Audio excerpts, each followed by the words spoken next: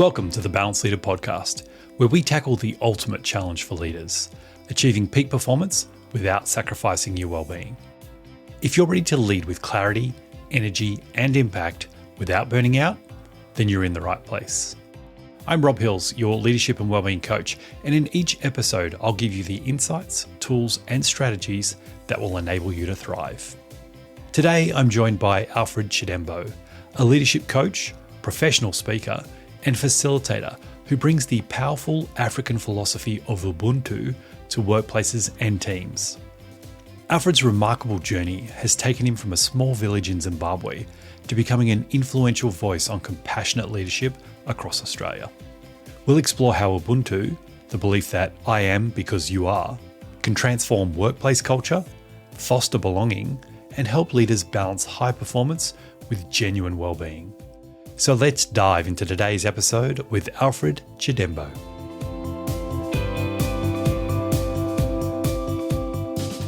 Welcome, Alfred, to the Balanced Leader podcast. Thank you so much for joining me today. Oh, thank you so much, Rob, for having me on your podcast. My pleasure, mate. I'm really excited to have you on the show today, Alfred, particularly because we're going to be talking about a subject that I don't know much about, which is Ubuntu.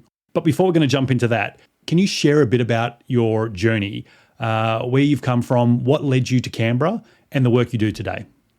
So where do I start, Rob? I was born in the second largest city in Zimbabwe, Bulawayo, but I grew up in a little village called Mavurazi on the northeastern part of the country. And after that, when I was 6-7 years old, I moved to the city. I went to school in the city, one of the cities in the southern part of Zimbabwe. And then I went to high school, had the best years of my life in high school, thoroughly enjoyed myself there. Then I went to Namibia as a 19-year-old to study, did my first degree in Namibia. What was supposed to be a 7-day trip became a 7-year stay. Oh, wow. And then I taught at 2 schools in Namibia, primary school all the way up to high school. Probably one of the best jobs I've ever had at that time was working as a grade 5 mathematics teacher.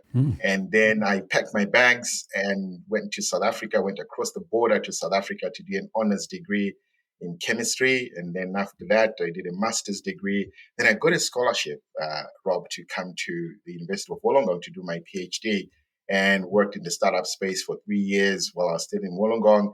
And then I moved with the whole family. We moved to Canberra and I joined the public service. Worked as a consultant for 16 months with ThinkPlace, and then I went back into the public service. That's where I am at the moment, working in the people and culture space. So I'm working with teams and leaders, helping them to build, the culture that they want, a culture that is inclusive, a culture where people feel valued, they have a sense of belonging, and they get to thrive. What an amazing journey. Your career seems to have spanned a lot of different fields, from maths teacher to startup to public service. Can you tell us about your experience and how it shaped your perspective on leadership? Well, I always tell people that, leadership happened upon me. Leadership happened on me in the sense that when I had finished my PhD, I started a charity. And because I was the founder, I had to run this thing, right? And we started collecting books that were destined for landfill, sending them over to Zimbabwe to start libraries, to build libraries for disadvantaged kids. And then I stepped into this space where I had to lead, where I had to bring in volunteers because I couldn't do it on my own. And there I discovered my own leadership style. I worked with so many people. And you know how when you're working for a charity, right, you're competing with people's time, with their families and their jobs and everything else. So you really have to be resilient in that space. You have to give so much and be really, empathetic to understand where people are coming from and give them the grace that they need so that they can do the work that they're supposed to do. So this is where I really developed my leadership style, being empathetic, being compassionate, and realizing that I'm competing with people's time here where they could be doing other things. So it sounds like it's almost an organic process for you. You kind of learned on the job, if you will. Does that sound right? Yeah, it sounds just about right. But I want to go back to something that also happened in my life when I was in Namibia. I played rugby in Namibia, probably some of the best rugby I've ever played in my life. But the team that I played for, was really struggling at that time because it was a team of youngsters. We were all just over 21 or under 21. And my coach gave me a role that I really enjoyed, that I thoroughly enjoyed on the rugby field. So I was asked to inspire the team before we ran onto the pitch. Mm. And then I would also be asked to give a breakdown of the game just afterwards. So that gave me an opportunity to really to look at the game from a very different perspective, not just to go in as a player, but also as a leader. Looking at what other people are doing, inspiring them while you're actually in the game. So it's kind of just learning on the go, but also being able to come back and give them feedback, constructive feedback, and build up on the next game. So I really enjoyed that. Mm. And you are an inspiring speaker. I've heard you speak before. Do you draw on the experiences of your childhood and your, earlier years when you deliver presentations or speeches? Yeah, that's exactly what I do, Rob, because I look back at my childhood and I realize that it was a rich childhood.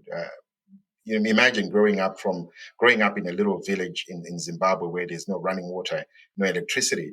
When I look back at that journey, it inspires me as well. And I want to share that with other people so that I can share my experiences with them. Because there were a lot of lessons that I learned along the way. For instance, just walking to school, barefoot as a 6-year-old, you would think that, we were struggling as little kids, but we probably some of the happiest kids you could find around. Mm. We found joy in those moments. We enjoyed the little things, the beauty of the nature around us. And then we got to play with our friends. And those are some of the experiences that I would love to share with other people, to realize that in a world where we seem to have everything, you can find joy in the little things. Mm. Then my own kind of transitioning from the village to the city, the opportunities that opened up for me were just mind blowing, right? And it was probably some of the simplest things that we can think about, just like walking into a library, getting an opportunity to borrow a book from the library and read it.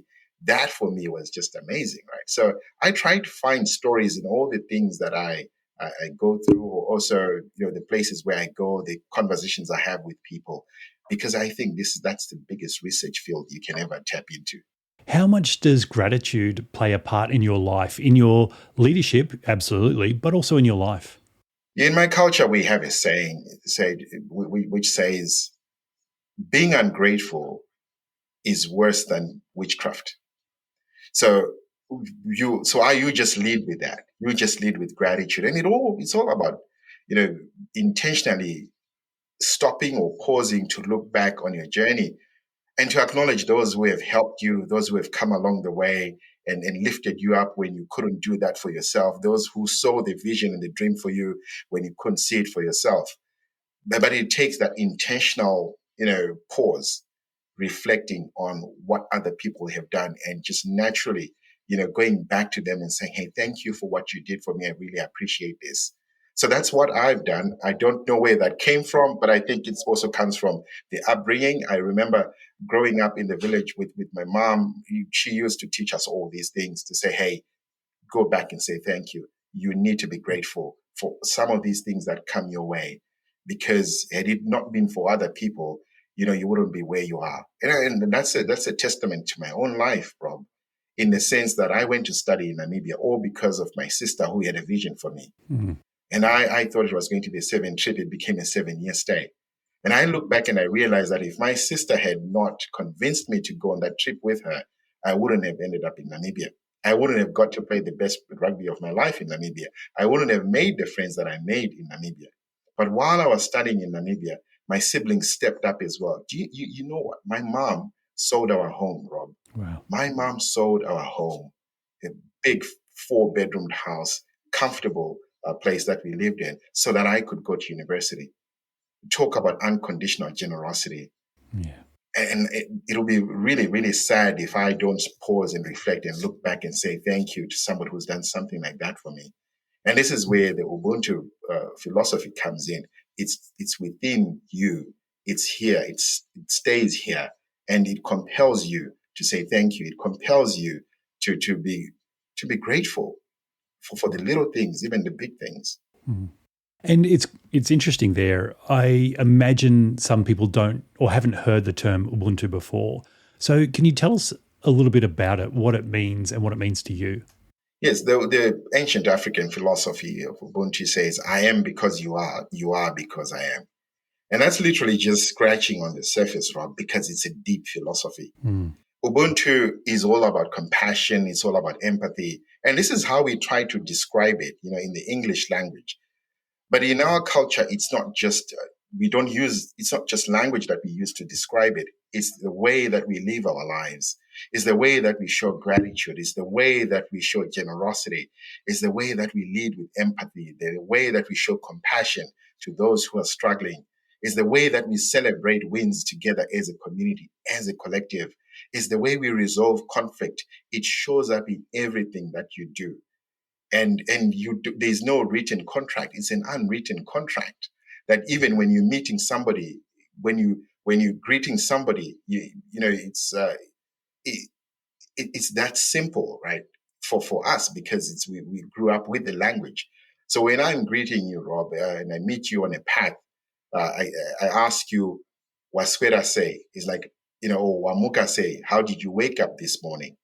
And you respond, you say, "Well, I woke up well," only if you woke up well. It's never, "Hey, hi, how are you? How are you doing?" No, it's only if you woke up well, only if you ate. "How are you doing? How much have you eaten today?" And say a little bit or a lot. And say, "I want eaten a little bit," only if you have eaten as well. So it's always looking out for the next person in everything and any interaction that we have with people. We're always looking out for the best intentions. We are shifting the focus from me to us. Mm. So it shows up in the language when you're greeting somebody in the morning, when you're greeting somebody in the afternoon, when you meet somebody in a path, when you meet a stranger on a path, you ask them, "How are you doing?" And say, "Very well, thanks. How are you doing?" Right? And we stop there. This is what we do in the Western world. But we go a step further with Ubuntu. You say, "How are you doing?" They say, "I'm well," only if you are well. Right? So you're always tapping into that person's world, getting a glimpse into where they are. Are they well? And if they are not well, you sit with them. You're compelled to sit with them. You're compelled to listen to what they're going through. So you're always giving. And they also are expected to do exactly the same thing. That's really interesting, and it sounds like it's obviously a part of the culture. How do you find it then coming to Australia and talking about Ubuntu and trying to embed it into a leadership practice or even just a way of life? Because we aren't the same and I'll use Australia as an example. Our culture is a little bit different. So how do you go talking about this and embedding it in the things you do? Yeah, what I've noticed, Rob, is that we are similar in so many ways, right? You see, we have the "Are You Okay" day. So what we're doing there is we're intentionally going out and asking people within our spaces or our circle of influence and say, "Are you okay?" Right? That's part of showing Ubuntu that you're shifting the focus from yourself to the next person, and you're curious about their well-being, right? And that's what Ubuntu is all about. Being curious about the next person, really getting a good understanding or just a glimpse into where they are and how best you can help. So we are all looking for this. As humanity, we are all looking for this. We want to belong. We're looking for places where we belong, places where we are not judged, or uh, we are marginalized. We want to be valued. We are all looking for the same thing. And Ubuntu naturally takes care of that: belonging, being valued, empathy, compassion. We are all looking for these things. And it's actually, especially at this time, Rob, where we are post-COVID, where people's well-being has really been affected by the way we live our lives now. It's only natural that we should be stepping out there and asking people how they're doing and giving more of ourselves. So when I talk about Ubuntu in the workplace, when I talk about Ubuntu out there in the street or in the mall, people resonate with that because they're looking for it. Mm. Everyone is looking for that. We all want to belong. We all want to be valued. Yeah, I love that. Have you noticed a difference in groups that you work with in the workplace after you have a talk or do a leadership workshop on or that features Ubuntu, how things change? Have you noticed any differences in the workplace with those groups? Oh yes, I've noticed some changes there, but it takes a while. I've noticed that it actually takes a while. It Okay. actually takes a while for it's like we've shifted to one extreme and we want to come back again, where we've become so individualistic and just need to be reminded that, hey, you know what, we are a team and this is what it means to be part of a team. Yeah. We are a collective, we're a community. This is what it means to be part of a community. It means we take care of each other. It means we're looking out for each other. And we just need those constant reminders. And some of those behavioral nudges, especially when you apply them within teams, within groups, in planning days, in section meetings, you realize that people resonate with that because we're working in dispersed teams where a new hire can come in and work with you for like a year or two, and you may never get to meet them in person. But when you're intentional about connecting, it means that you're reaching out and getting to understand or discover more about them. You're curious. And over time, you start to see that teams become a little bit more curious. They start to embed this language in their day-to-day activities, and they become stronger. They become more connected. And I've seen this happening in so many teams where they now look back and they say, hey, thank you so much for just nudging us just a little bit. And now we realize the value of these things that you were talking about. Now I don't feel so lost anymore. Even when I'm coaching people and they say, hey, you know what, now you've made me realize that I don't live in a vacuum. I need to be looking outwards. I need to be looking out for the people around me, for my own teams. I need to be looking out for those individuals. And sometimes all it takes is a 5-minute conversation. Yeah, absolutely. Leaders often feel pressure to perform at high levels, particularly in the workplace. There's always that, pressure from management or whatever. You've got to keep performing output, whatever it is. But they've also got to support their teams. So how can Ubuntu help leaders balance that high performance with well-being as well? Yeah, I like that, Rob, because I think this is where I hear a lot of leaders say, I don't have time for this touchy-feely stuff. Yeah. That's what they call it. I don't have time for all these soft skills, all these things that you're talking about. I don't have time for empathy and compassion in the workplace. We don't even talk about love in the workplace, right? We only talk about love when you say, I love my work, not the people that I work with, because sometimes what it can come across as inappropriate. But hey, this is where I'm going with this, right? When you love people, Rob, it means you're giving of yourself. As a leader, that's what we're doing, because we have a responsibility to develop the next group of leaders. That's one of the biggest jobs that we need to do, to grow leaders. As leaders, we are supposed to be doing that. But it's very difficult. You cannot give what you don't have. And for you to teach and for you to grow and to nurture and to coach, you need to have a certain love for people. You need to have a certain level of compassion, empathy, and really plotting somebody's success behind their backs. That's because you're constantly thinking about that. Now, when I always challenge leaders and I say, hey, you know what? When you leave your home, a place where everyone looks at you, you are a hero in your household. Your kids are looking at you and they're like, oh, that guy, he's the best dad in the world. That guy is so caring. That guy has got so much love. He's so compassionate. Your wife is looking at you and saying, oh, that guy, phenomenal. And the moment you leave that household, you walk into your workplace. What happens to those values? Those things that you're well known for? Do we leave them at the entrance of our workplaces and say, I'm going to stop being compassionate? Do we stop valuing other people's opinions just because we are now at work? And I think this is the work that leaders need to do, to tap into those values early on their leadership journey. Tap into those values, understand the things that get us teary-eyed and that inspire us, and we carry those into the workplaces. Our workplace is where we can inspire people, a workplace where we can motivate people, where we are always looking, and we're not quick to judge. We are being curious. And that doesn't take much time, Rob. It could just be 15 minutes of your day where you're intentionally dialing in, going onto the floor, onto the ground, coming from the balcony onto the dance floor, really checking in on your people. Because these are the people that you spend most of your time with, almost 8 hours of your day. Yeah. So it means if you park your values at your doorstep when you leave, you are a totally different person at work. There's a disconnect there, isn't it? Yeah. So that's what I always say to leaders. To tap into those values and just lead with those values. And sometimes people find that very uncomfortable because they've described their places of work as just work. There's work self, home self. I struggle with that concept because at home I'm well known for being this loving and caring person and patient. At work, all of a sudden I'm a toxic manager who casts a very terrible shadow wherever I go. I find that very difficult to deal with. I can't imagine that, Alfred. I couldn't imagine you casting a shadow wherever you go. It's interesting though. In all my years of leadership development, I don't think I've really talked about love in the workplace. And again, this is probably a cultural thing. Also, considering the context. So I've been in the military. I was working in law enforcement, but love never really come up. Why do you think we're not talking about it as much as we should be? Rob, love is scary.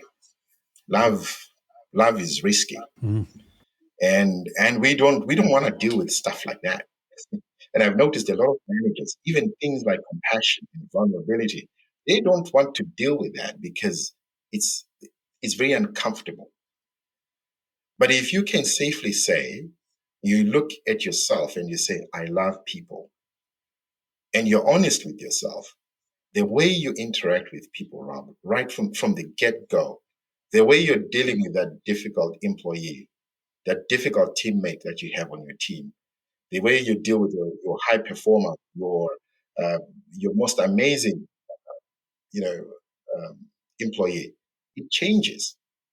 Just the moment you tap into that thing that we call love, and you say, "I want to lead with love," and you may not need to say to everyone else because some people really feel very uncomfortable with that, but it shows up in different ways. Yeah. You may not need to say it. It shows up in the way that you interact with people, the way you take time to understand people. I've noticed something that's really interesting, Rob, that you can have new hires come into your team, but we never, as leaders, we never take time to understand what energizes them, what gets them really going, what inspires them. We never ask these questions. We say, hey, this person is coming to our team. This is the job that they need to do. Go, do what you need to do. But we never really tap into those. We never have the deeper conversations where we say, hey, I want to know more about you. What are those things that energize you? Because if I know, then it means when I notice that your energy levels have dropped to 20%, we can have a conversation about that. Because we expect them to perform all the time, right? Yeah. Just like you have somebody on your team who's a mom and they just recently had a baby. You expect them to walk into the office every day, give 100%. But they're probably not even sleeping at night because they've got a newborn. Do we take time to ask, hey, how are you going? And I know you have a newborn. Things could be happening in your space. How are you doing today? What level are you operating on? If they say 20%, do you give them grace or do you say, hey, I need 100% from you? Shouldn't we lead with love and say, hey, 20% for today, that's great. Hopefully tomorrow we go to 30. Yeah. And sometimes 20% is their 100%. 20% is all they have to give. And I think you're right. And I've seen this over the last 10, 15 years. I've seen it getting better in the workplace where people often feel more comfortable to bring their full selves to work, their whole selves. So then they talk about their life, what's happening outside of work, things that aren't particularly going well, which is great because then as a manager or a leader, you can gauge where that person is at and you can adjust accordingly. But if you don't know, it's difficult to do. So I think it's really important that leaders are having these conversations about this in the workplace. Yeah, and I totally agree. And where it becomes really challenging is that we associate. Remember, we say these are the touchy-feely things. We associate all these things with weakness, but it's actually not weakness. This is where you actually draw your strength. This is where a position where you can begin to empower people. This is a position where you begin to build rapport with people, and you can share a vision with them and take them on a journey. When you connect, when you take time to connect at that level. But a lot of people say, oh, you know what? We don't have time for that. Yeah, that's sad, isn't it? It's interesting, and particularly for people who are listening to us talking about Ubuntu today, who want to see more of this in their workplaces. What are some of practical steps they can take to try and implement some of the philosophy around Ubuntu in their teams? Yeah, I can only share with you some of the things that I do in the workplace, Rob, and some of the things that I've also seen other people do. And it all starts with, again, being intentional. The moment you're walking into the office, you're casting, as a leader, you have a leadership shadow that you cast. Do people want to sit underneath that shadow, or do they run away from it? How long is that shadow? How small is it, or how big is it? And this is something that you can control as a leader, right? Yeah. You can walk into the office and not greet anyone, Mm. and everyone is scurrying around, just going behind their desks because they want to avoid you. Yeah. It all depends on you because you cast that shadow. But if you're greeting everyone, if you're bringing that energy into the workplace where people want to communicate and connect with you, then you start to make a difference. So what I've seen work in my space is that I go into the office, I spend 15 minutes connecting with people. So I have a spreadsheet with everyone in my team, and I just connect. I just pick at random. They say, "Hey, I'm going to talk to this person." If they're green, I'll just say hi, good morning with an emoji, right? Yep. Or if they're green and they're willing to talk and say, "Hey, I just have 2 minutes. Thought I would just call and say hi. Hope you're doing well. How are things happening in your space?" And if somebody is in WA where they recently had a cyclone, hey, call them up. Find out, how are you guys doing? Has it affected you as well? How are you coping? Is there anything that we can do from our end to support you at this time? And that conversation doesn't take 10 minutes. So it's intentionally setting aside time to connect with people. And that could be through your chats, through the calls, scheduling those one-on-ones. Most leaders say, I don't have time for a one-on-one. Mm. And this is the time, just 30 minutes to connect with somebody and say, tell me what's happening in your space. Tell me, what are some of the things that you would want to do? Where would you want to be? And how best can I help you? And I've seen that work quite well. And I've worked with leaders who do similar things as well. They take time on a Friday afternoon, they just walk on the floor, greeting people, talking to people. Then all of a sudden, you're not that leader who just stays in the office or on the top floor in the building. You're the leader who's on the ground, who comes from the balcony onto the dance floor, really interacting with people. Because sometimes, even on that balcony, it can be very lonely. Mm. And people are just looking at you and they're thinking you're this mysterious figure. But when you come down onto the dance floor, you see the smiles, you hear the pains, the struggles that people deal with. Then you begin to build psychological safety in those spaces. So I'm hearing some themes coming through as you're talking. So empathy, compassion, connection. That sounds like what Ubuntu philosophy sort of tries to bring into the workplace, if you like, to try and infuse those values that we don't leave at the door, that we bring in with us, and we try and somehow, and I love that you use a spreadsheet for this. This is fantastic because, you know, as a very practical person, I'm like, oh, I could start a spreadsheet. That's great. But that's what you're trying to achieve. You're trying to achieve those values and you're trying to connect with people, and really it's not just about them as a person in the workplace. It's about them as a person overall. Yep. Yep. That's exactly what it is, Rob. You touched on something really important there. I am a person. I am a person because you are a person. I am a human being because you're a human being. Now imagine if all of us were to walk around in places where no one acknowledges who we are or no one sees us. Hmm. Can you say that you're a gentleman if there are no other people around you to point it out to you and say, your behaviors and everything that you say, the way you speak, the way you do things, you are a true gentleman? Can you look at yourself and say, just because I do all these things, I'm a gentleman? Because you don't have a frame of reference, isn't it? Don't have a point of reference. It's only when you have other people where you can actually test that humanity, where you can start talking about empathy. Empathy is not something that you just carry with you and you show to yourself.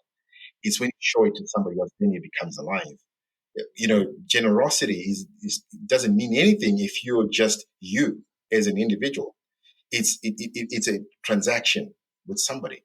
So I'm only a human being when you are a human being. I am only generous when I'm in your space. And it all starts with the acknowledgement. There's a language to it. There are behaviors to it that sometimes for us who grew up with the Ubuntu philosophy, we don't think about them because we were taught to just do those things. You wake up in the morning, you ask somebody how they are doing, and you respond, I woke up well only if you woke up well as well. So that's just how you greet people. And we never really, sometimes, we never really pause to reflect on what that means on a bigger scale, because we just grew up with it, right? But that's what it is. It means you carry that with you in the morning, in the afternoon, in the evening. It's a part of you. How you greet people, how you respond to somebody who's just lost, a beloved one. What do you do in that instance? In our culture, we are just compelled. If a neighbor loses a loved one, we don't just sit in our household. We go out and we spend time with them. We grieve with them because we say, "Your pain is my pain." When their child, graduates from school, guess what we do? And they have a party. We come out of our households. We're going to celebrate with them. We say, "Your success is my success." Because we are a community, because we are one, we are connected. And we are not connected just because we go to the same church, we go to the same workplace. We are connected just because we are human beings in the same space. Acknowledging that we all go through pains, we all go through joyful moments, we all go through times when we're just stuck, where our well-being is not so good. And we just need to be looking out for all those things to say, "Hey, I will show up for you because you're in this space. And I expect you to do exactly the same thing for me." Sounds amazing. Have you seen any standout examples of leaders in organizations who successfully embody this philosophy or this style of Ubuntu? And what is it that we can learn from them? What is it that we can take away and go, "Oh, I could do that more in my workplace"? Yeah, I've seen some examples in the workplace, on the sports field. The Queensland Maroons, they adopted the Ubuntu philosophy a couple of years back. Right. And guess what? They won the state of origin. And you wonder why, right? Because this is where they got to a point where they started playing for each other. They realized that they needed to play for each other. They needed to look out for each other as a collective so that they could achieve their goal.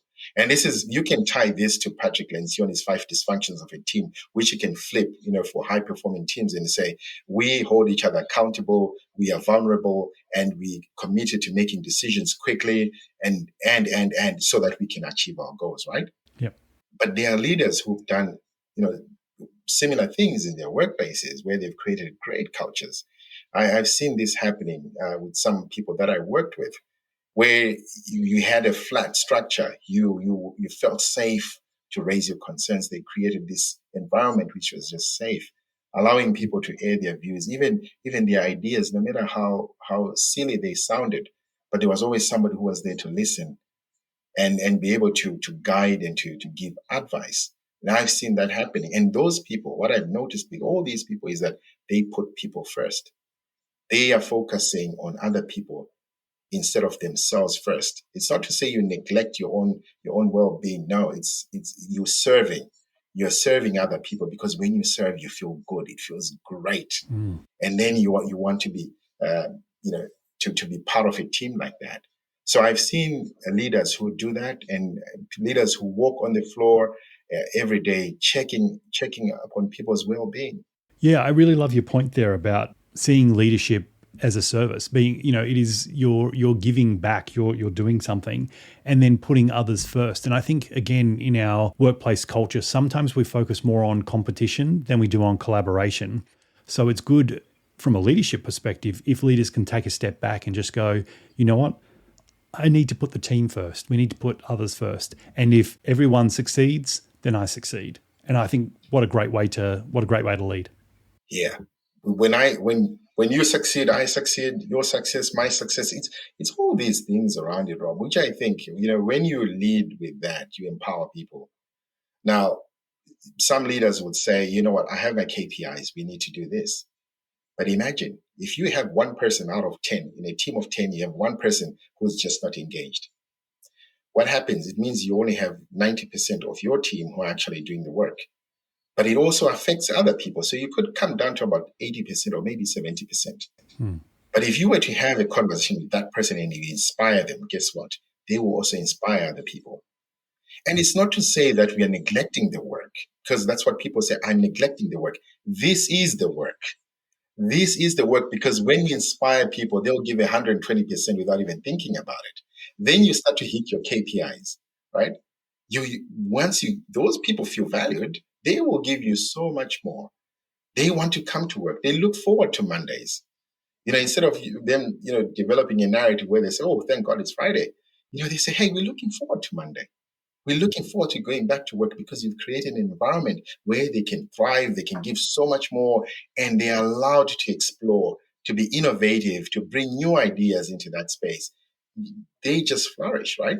Yeah. But if I just come in and say, "Hey, we need to do the work, you are not doing the work," and I start micromanaging people, I'm taking the power away from them. I'm taking away that autonomy from them. And they start twiddling their thumbs. They are not so sure of what they need to do.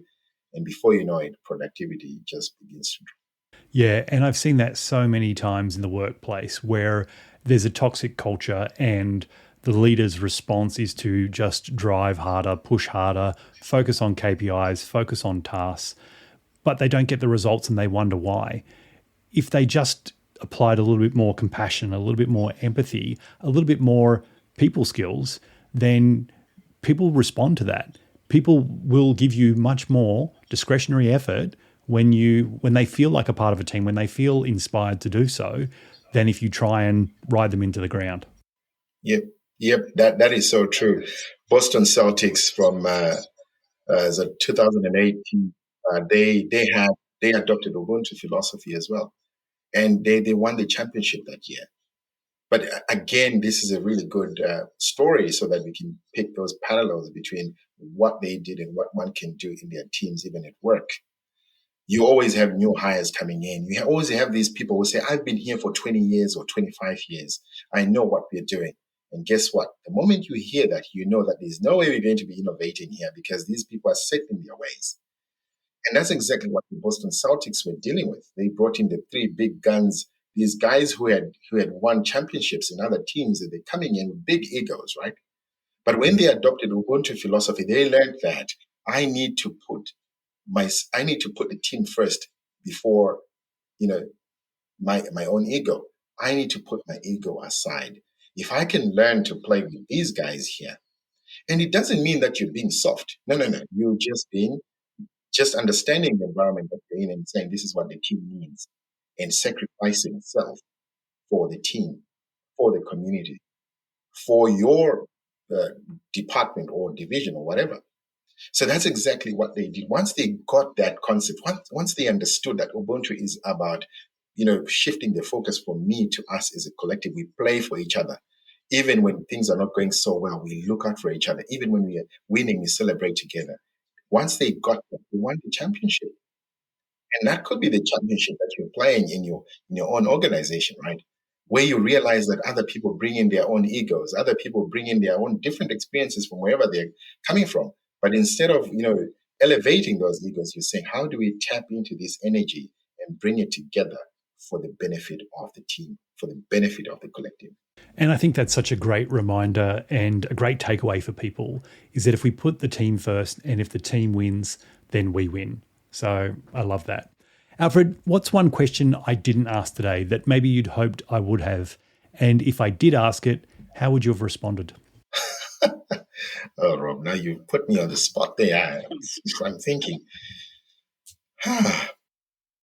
there's so much that I want to share with people around Ubuntu and the philosophy, how to bring it to life, and how we need to change our own perspective. There's one thing that I wanted to talk about, especially when it comes to values, that the values that I exhibit when I'm at home should be exactly the same values that I exhibit at work. I think I touched on that.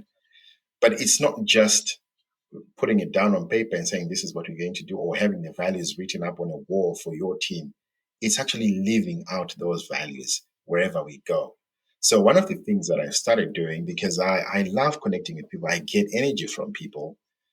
I've started this thing that I call Connect Fridays because I don't work on Fridays.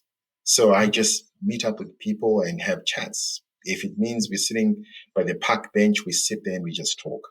There's no agenda to it. We're not looking to get any amazing outcomes out of those meetings. No, we're just saying, hey, let's just sit down and have a chat. If it means we are at a coffee shop, we just sit down and we just talk. Whatever comes to mind, we have a discussion around that. And that's all about connecting, intentionally connecting with people taking time, setting aside time to connect. And that can happen in so many different ways, depending on where you are, whether it's in your sports teams, you play sport after work, but you're taking time to intentionally go and connect with people, but being curious as well and asking the right questions so that you get to know people better. Thank you so much, Alfred. This has been a fantastic conversation and such an interesting topic. I hope people will look further into Ubuntu and even start thinking about how they might apply it in their own workplaces. If people want to connect more with you and find out more about what you're doing, how can they do that? Yeah, I do have my website, www.alfredchidembo.com. You can just go onto my website. You'll see the services that I offer there as a professional speaker, a facilitator, and leadership coach. There's also a contact me page there. So you can just button them in. You can just click on that button and just reach out, or you can just look me up on LinkedIn. I'm very active on LinkedIn. And yeah, we can connect. That's amazing. I'll put the links in the show notes so people can find them easily enough. Thanks again, Alfred. Really appreciate it. Oh, thank you so much, Rob.